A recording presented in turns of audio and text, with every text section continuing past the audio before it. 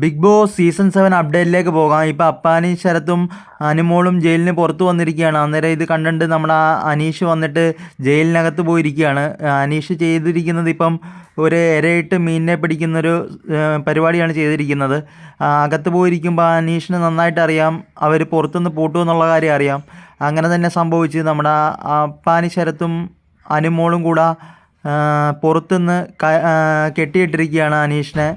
അനീഷിന് നന്നായിട്ട് അറിയാം പുറത്തുനിന്ന് കെട്ടുമെന്നുള്ള കാര്യം. അങ്ങനെ അറിഞ്ഞുകൊണ്ട് തന്നെയാണ് അനീഷ് വന്ന് അതിനകത്ത് കുരുങ്ങിയിരിക്കുന്നത്.